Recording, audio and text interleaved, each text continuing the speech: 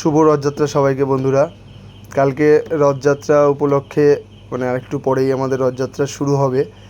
তো সেই রথযাত্রা উপলক্ষে ছেলের বায়না, বাড়ির লোকের বায়না, রথ সাজিয়ে দিতে হবে। তো তার জন্য দেখো রথ আনা হয়েছে। কাগজ কেটে পারি না, তবুও ছোটোখাটো একটু ডিজাইন ফিজাইন করলাম, করে চেষ্টা করছি মোটামুটি সাজানোর আর কি। তো তাই আর কি ছোটোখাটো প্রয়াস। এই যে দেখছো বসে বসে কাগজ কাটছি আমি। দেখা যাক, জানি না পারবো কি না। তো তবুও ছেলের বায়না, ছেলের মাত্রারও বেশি বায়না, তো ঠিকঠাক করে দিতে হবে রথটাকে। তো মোটামুটি এক প্রকার দেখো সাজিয়েছি। কেমন হয়েছে জানিও। এবং ছেলে, তার দাদু, তার কাকা এবং পিসির সাথে বেরোবে রথ নিয়ে একটু পরে। তো তোমরা সবাই ওকে আশীর্বাদ করো এবং শুভ রথযাত্রা। সবাই আমাদের বাড়িতে এসো, রথযাত্রা উপলক্ষে খিচুড়ি জিলাপি খেয়ে যেও। সবাই ভালো থেকো।